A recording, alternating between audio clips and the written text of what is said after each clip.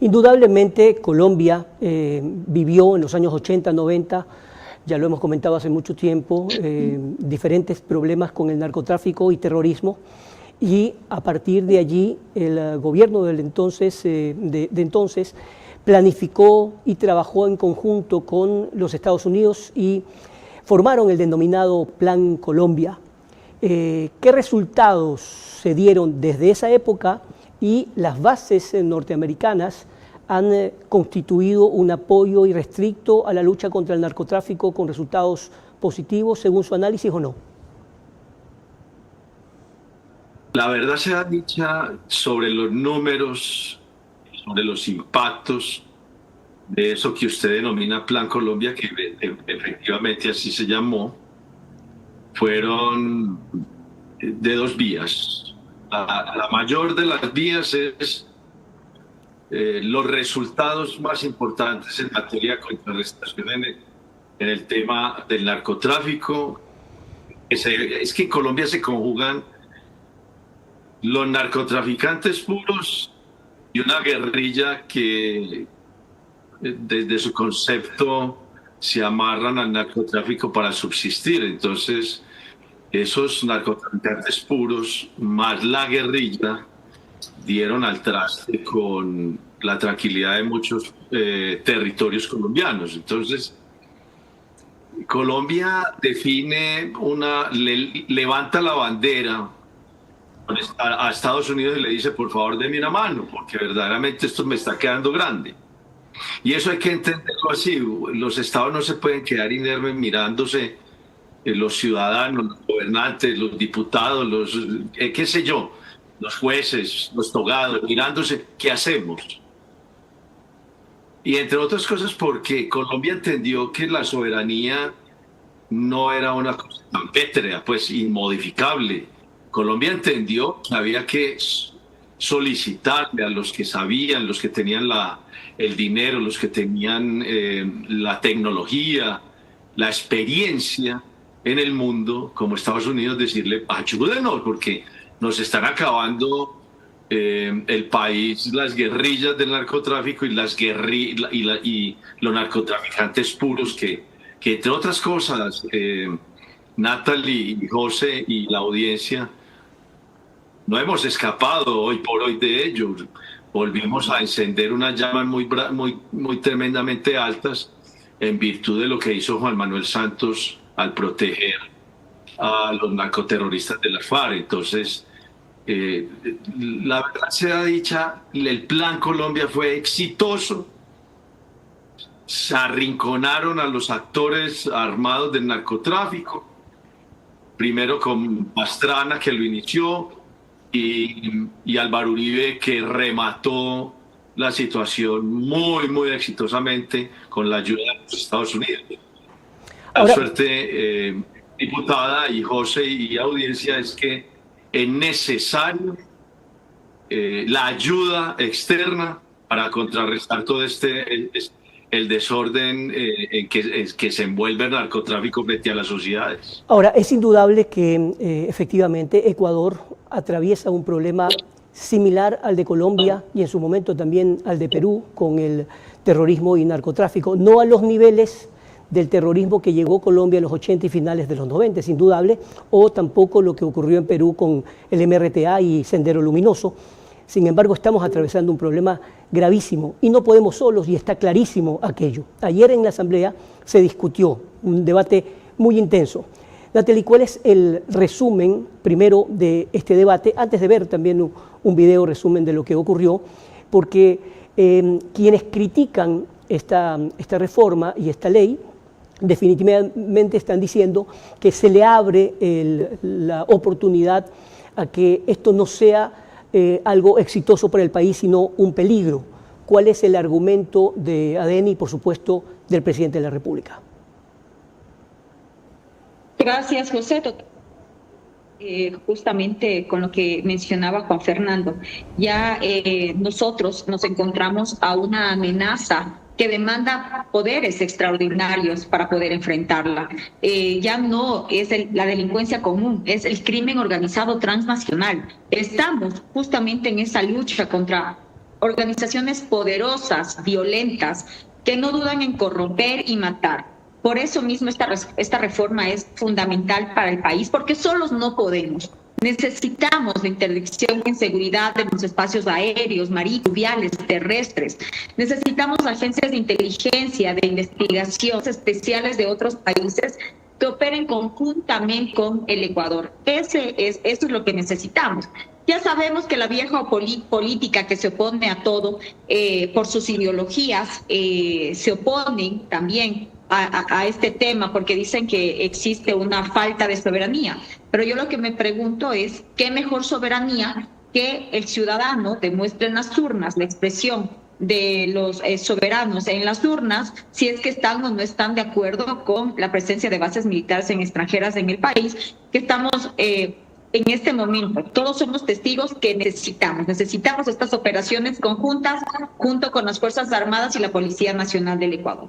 Ahora, cuando hablamos de bases militares, es decir, estamos hablando exclusivamente del titular, eso es lo que trasciende al país en este momento, es decir, que se permite, que hay la autorización para la entrada de bases extranjeras en el país, pero ¿qué conlleva? ¿Cuál es la letra chica? Es decir, ¿en qué consiste esa ayuda? ¿Cómo van a trabajar en coordinación?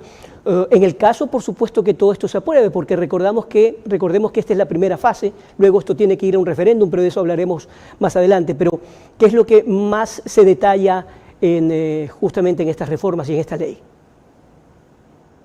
Bueno, en esta reforma es clara, tal cual está la sentencia de la Corte Constitucional de la República al planteamiento del presidente Daniel Noboa, que el artículo 5 que se reformaría quedará, el Ecuador es un territorio de paz.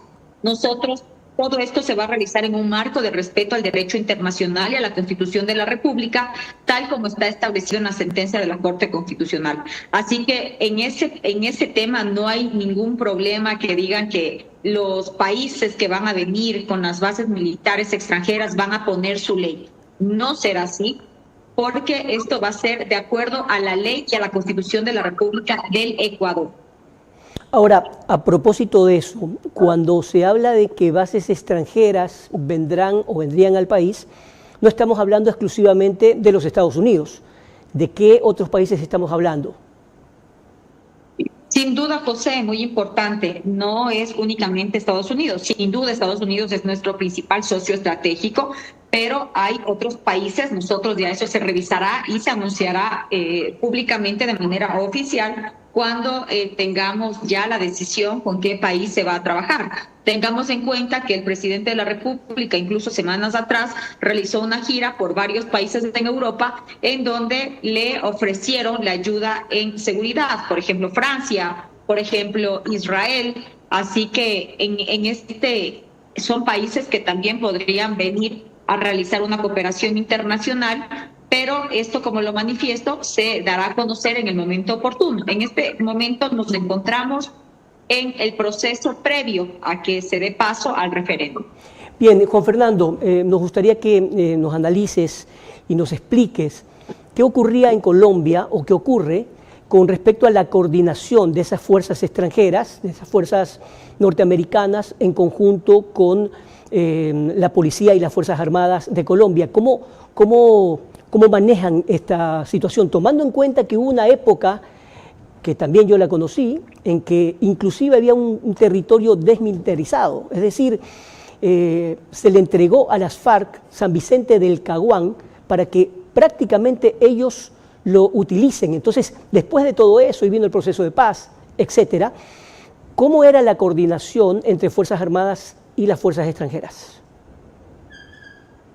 Mire, sea lo primero decir, José, y la audiencia, y a Natalie, lo siguiente. Esto tiene que ser de pragmatismo. Eso, meterle ideología a eso, no va a resolver los problemas graves que tiene Ecuador. El pragmatismo que tiene hoy por hoy el presidente Noboa y digamos, sus aliados lo están haciendo bien, porque el pragmatismo lo obliga a entender que la situación no está bien, que se está perdiendo la institucionalidad y que el narcotráfico está avasallando digamos, la confianza entre el ciudadano y el Estado. Y ahí se suelta de todo. Eso se vuelve un tremendo dolor de cabeza. Colombia ya lo ha pasado sin la ayuda norteamericana. Y voy a hablar específicamente de Estados Unidos. Sin la ayuda de Estados Unidos, Pablo Escobar no hubiera caído. Sin la ayuda de Estados Unidos, Colombia no hubiera mermado. El territorio que cuando llegó Álvaro Uribe Vélez estaban 240.000 hectáreas. Eso era de locos. ¿Por qué? Porque en Colombia la clase política, la policía, etcétera, etcétera, connivieron con eso y dejaron que eso pasara, mientras los ciudadanos padecíamos la muerte y los bombazos. Entonces, ¿cuál era la cooperación o cómo se cierne la cooperación? Las bases militares, la inteligencia, el trabajo de la tecnología, la apropiación de dineros para el desarrollo social en zonas que estaban absolutamente vulnerables. O sea, Ecuador no puede dejar de tener un apoyo porque se va a enredar Ecuador como se enredó Colombia. Colombia se enredó y nosotros todavía tenemos una cola hoy por hoy que cuando termine este gobierno, que ojalá terminemos este gobierno rápido, podamos instaurar de nuevo una situación de seguridad para los colombianos. Y lo más importante de la visión de la sociedad colombiana frente al apoyo norteamericano fue la confianza que nos dio y el trabajo que nos dio el consumo, las fuerzas militares de Colombia con la norteamericana. Pero aquí viene una cosa para terminar este punto, y eso los ecuatorianos deben entenderlo. No hay desarrollo económico en los ciudadanos si no hay la seguridad. No es al contrario, no es primero el desarrollo y después la seguridad, no. Es primero la seguridad para el desarrollo. Y eso deben entenderlo nuestros hermanos ecuatorianos de verdad, porque nosotros nunca entendimos eso. Lo entendimos a posteriori cuando tuvimos tantos problemas por resolver. Y bueno, y es un proceso que no termina. Es decir, tú hablabas efectivamente de lo que ocurrió con Pablo Escobar, y allí no terminó todo.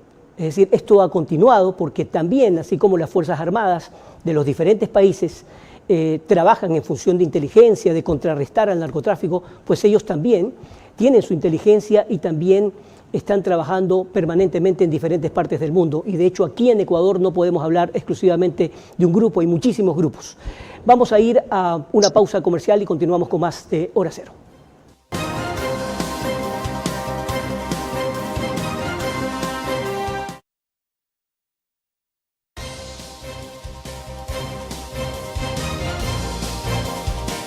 Bien, continuamos con más de Hora Cero. Les recordamos que nos están siguiendo a través de RTW24 en YouTube, también por OnePlus en canal 14 de CNT, canal 14 de Claro y en Stream, y por supuesto en DirecTV con RTU y 24/7. Estamos conversando con Natalie Murillo, asambleísta por ADN, y también con Juan Fernando Jaramillo, abogado y politólogo colombiano. Estamos hablando justamente de estas reformas a la ley que permiten que bases extranjeras vengan al Ecuador. Tenemos un resumen de un video de 24/7 que habla justamente de lo que ocurrió ayer en la sesión de la Asamblea Nacional. Veamos. La Asamblea Nacional aprobó con 82 votos a favor la reforma parcial al artículo 5 de la Constitución, permitiendo la presencia de bases militares extranjeras en territorio ecuatoriano.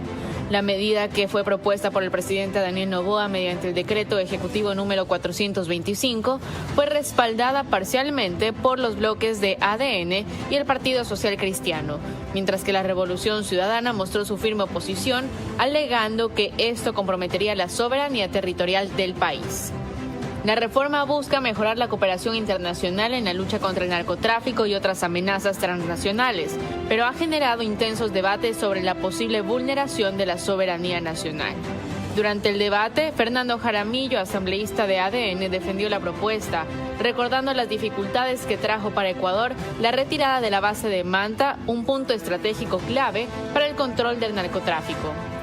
Por su parte, Nuria Boutiña, de Revolución Ciudadana, se opuso, argumentando que permitir bases extranjeras en el país sería un retroceso en términos de soberanía militar.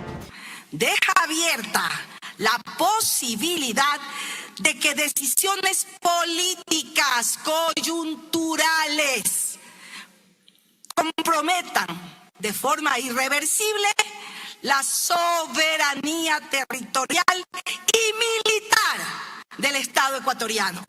Sin embargo, Adrián Castro, asambleísta de ADN, contraatacó, recordando el pasado reciente de las políticas de seguridad y señalando que fueron gobiernos anteriores los que permitieron la presencia de organizaciones criminales como el Tren de Aragua.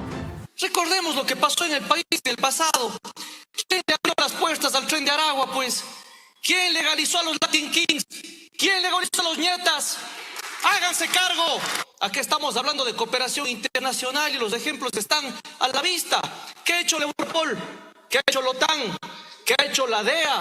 O vamos a recordar los operativos últimos que ha hecho la Royal Navy. ¿O nos estamos olvidando de las toneladas de droga que ha desmantelado en el Caribe? Alfredo Serrano, asambleísta del Partido Social Cristiano, también apoyó la reforma, pero hizo un llamado a un debate respetuoso, citando la discusión civilizada que en su momento permitió la presencia de la base en Manta.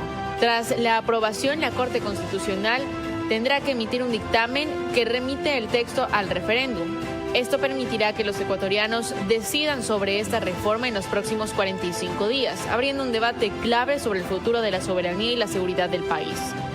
La reforma que autoriza bases militares extranjeras en el Ecuador está por convertirse en un tema crucial para la política nacional, y el país ahora se enfrenta a la oportunidad de tomar decisiones que podrían definir su relación internacional y su postura frente a la seguridad nacional.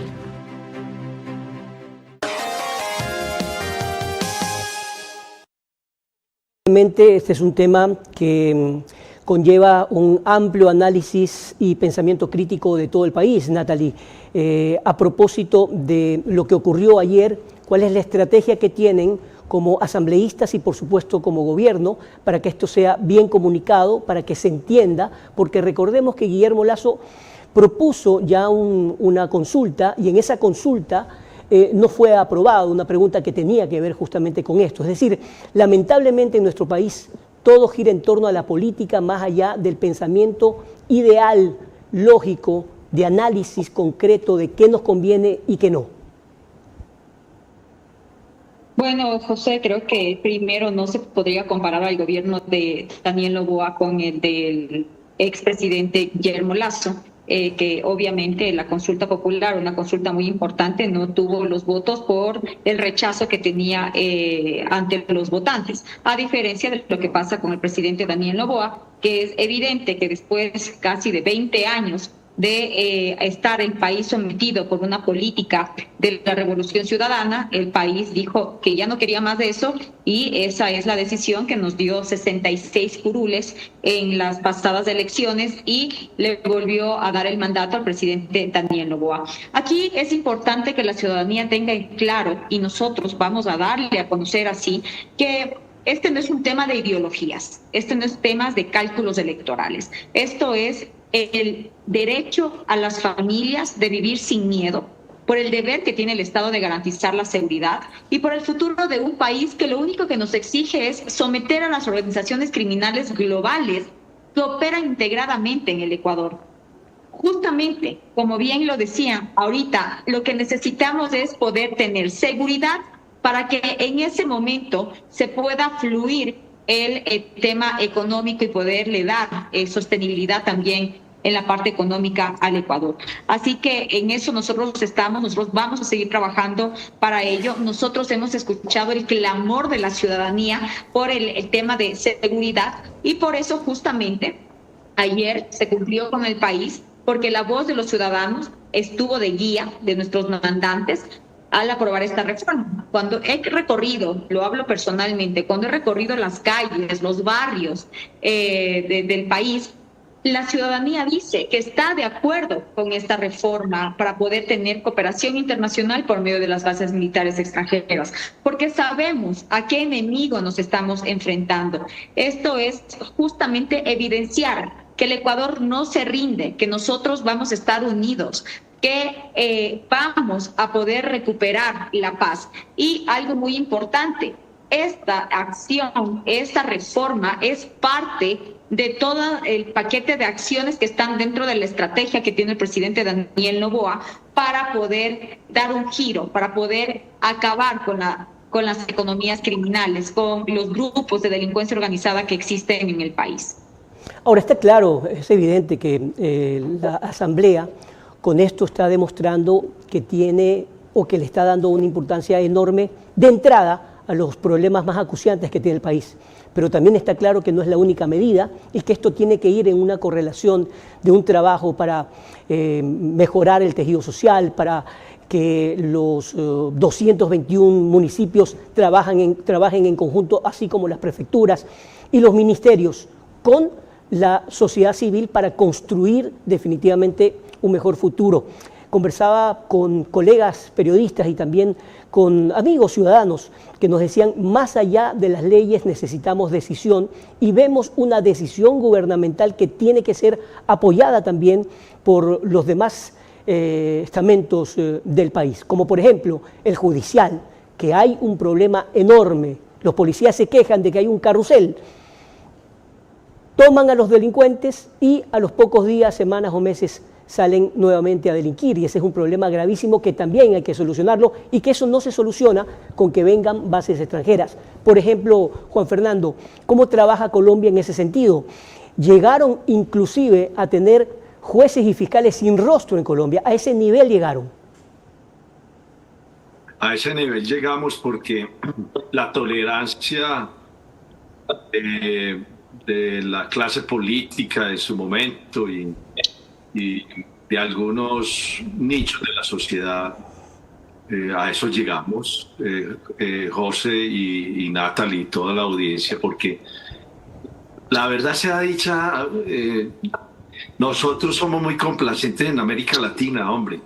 No tenemos estados fuertes, entonces no tener estados fuertes, exceptuando algunos, no tenemos esos estados fuertes porque nos da pena tener estados fuertes, porque nos da pena tener un gobernante que diga, esto lo voy a organizar, orden, bajo la ley, la constitución, la fuerza del Estado. No, los constituyen como fascistas, como nazistas.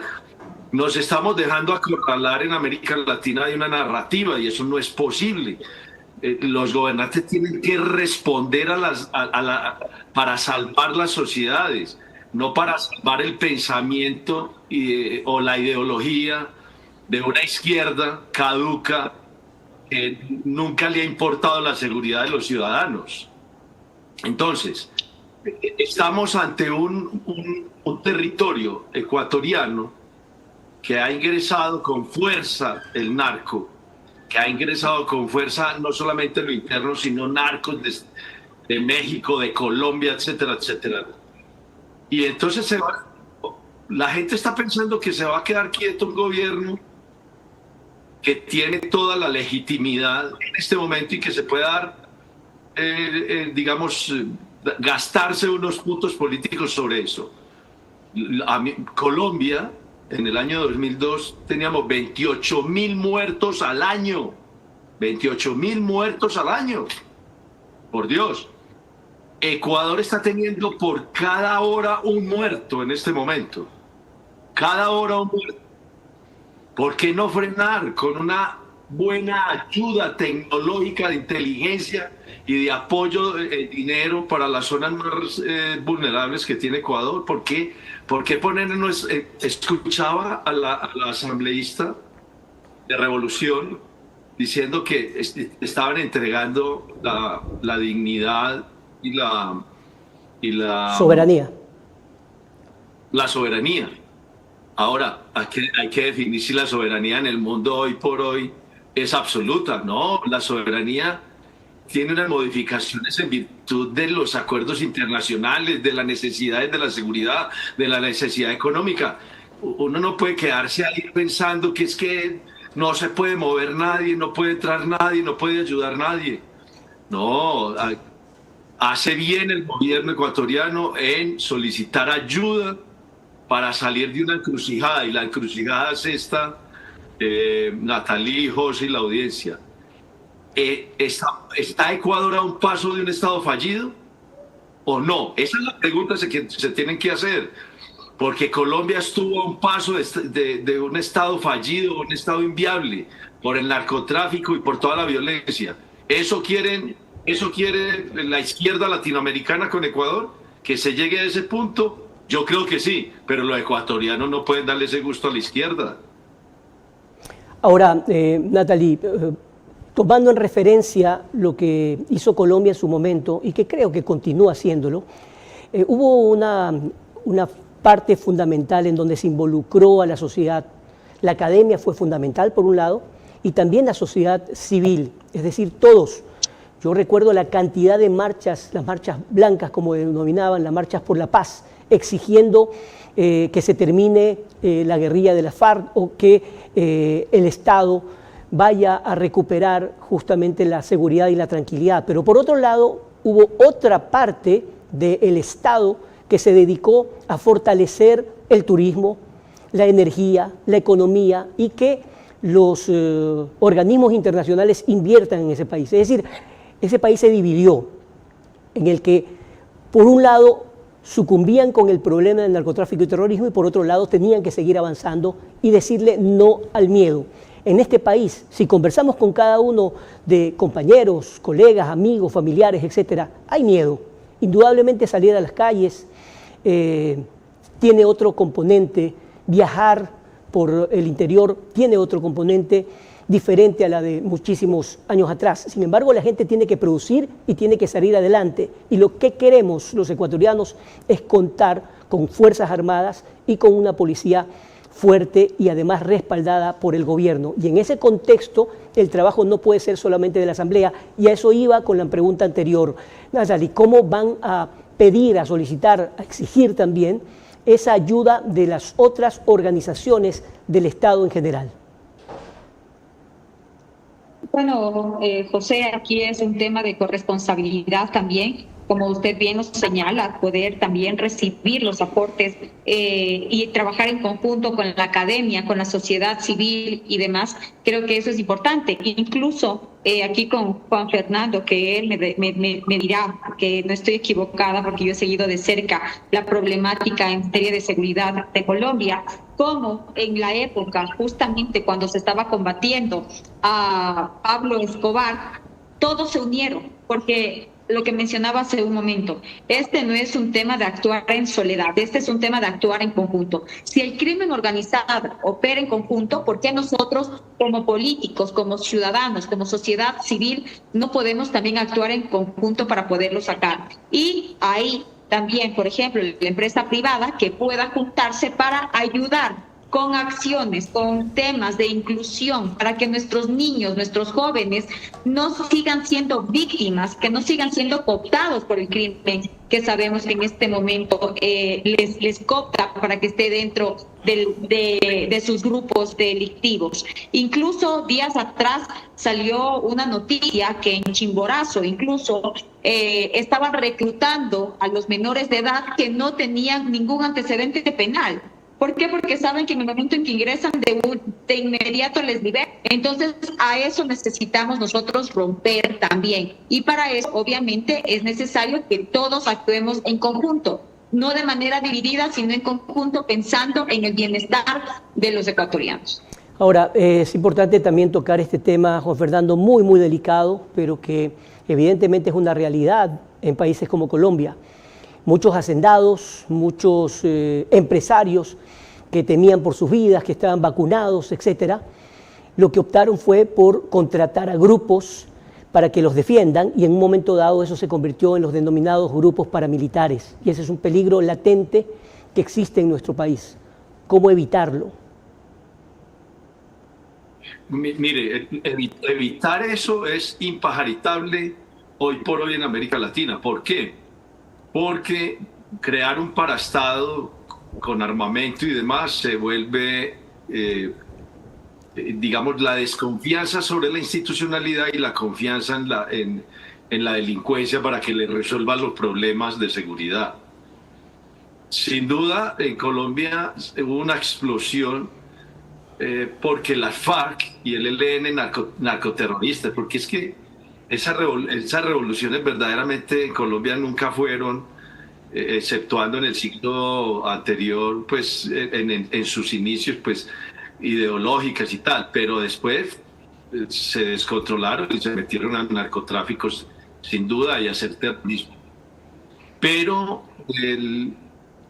los empresarios, más que todos los rurales, los ganaderos y demás, pues obviamente al ver los abusos de la guerrilla narcotraficante, pues se tuvieron que armar entre ellos, porque como se pierde el Estado, se pierde, digamos, esa confianza del Estado, entonces la gente utilizó creación del paramilitarismo para poder contrarrestar la guerrilla. Le quiero decir algo sobre lo que estaba diciendo Natalie. Colombia, y sin duda, alrededor de una persona como Álvaro Uribe, sacó todas las fuerzas, perdió el miedo y nos unimos a una idea: recuperar a Colombia y poner a las fuerzas militares en la calle, con Estados Unidos, con la DEA, con el ejército norteamericano que nos ayudara. Perdimos el miedo porque confiamos en una decisión política para todos los colombianos. Y la decisión política fue: tenemos que salvar al país. Yo creo que eso es lo que deben hoy por hoy, por mucho miedo que tengan los ecuatorianos, ponerse al lado de los gobernantes, de las Fuerzas Armadas, para salvar a Ecuador. Eso es tener la gallardía, tener la fortaleza y la fuerza legítima del Estado para derrotar, con la ayuda de fuerzas extranjeras. En Europa, lo estaba diciendo Natalie, Estados Unidos, si es necesario Colombia que tenía en su momento los mejores policías y el mejor ejército en América Latina. Todo eso hay que conjugarlo para sacar adelante a Ecuador. Yo creo, José, y recuerdo que hace 1 año y medio tú y yo hablamos de Ecuador sobre esto que estaba pasando. Y decíamos, ojalá no le pase a Ecuador lo que le ha pasado a Colombia y lo que le ha pasado a México. Es superarlo y con la fuerza. Vamos a ir a una última pausa comercial y continuamos con Hora Cero.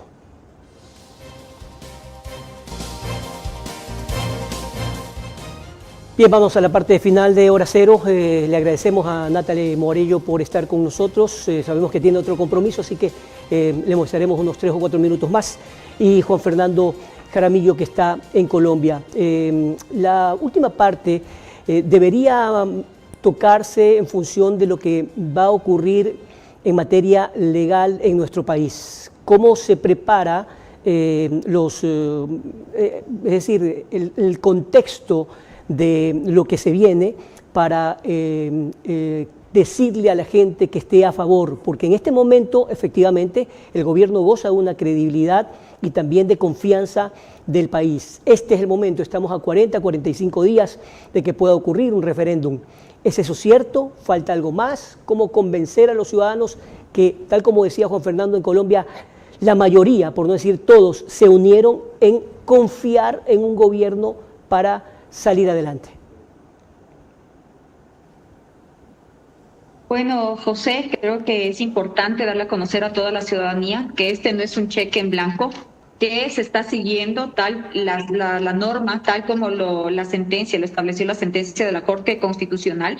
Este es un instrumento jurídico, técnico, estratégico y político para poder restablecer el orden y la seguridad que necesitamos en el Ecuador. No podemos seguir permitiendo que algunas zonas estén siendo zonas de guerra en algunas provincias del país. No podemos seguir normalizando la muerte de militares emboscados, ni la extorsión a comerciantes, como vimos que pasó hoy en la mañana con estos explosivos en la bahía de Guayaquil, justamente por los vacunadores, ni el reclutamiento de los niños y de los jóvenes. Así que nosotros estamos caminando para devolverle la paz y la seguridad a todos los ecuatorianos. Vamos a seguir en esa misma dirección, y todos los ecuatorianos, todos los ciudadanos, no solamente de aquí del país, sino también de manera externa se han dado cuenta que tenemos a un presidente de la República que es valiente, que no le tiembla la mano por defender a sus ciudadanos, y eso es lo que se está haciendo en este momento.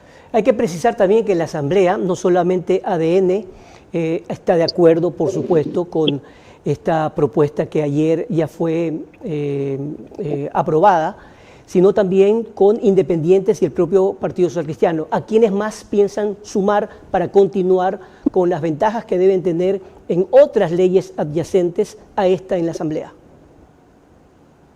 Bueno, nosotros estamos listos para recibir a todas las voluntades políticas que quieran sumarse a los objetivos que tenemos nosotros como Acción Democrática Nacional, que son seguridad, que es empleo, que es salud, que es educación, que es justamente poder recuperar toda esta parte social también perdida y que va de la mano con la parte de seguridad. Así que todos aquellos que quieran sumarse a estos objetivos son bienvenidos a las filas de ADN. Nosotros, nuestras líneas rojas son la impunidad y la corrupción. Todos aquellos que quieran este camino, pues lamentablemente aquí no van a ser recibidos. Perfecto, muchísimas gracias por su tiempo, Natalie, muy amable. Nos tomamos algo más de lo Gracias a previsto. usted, Muy amable. José.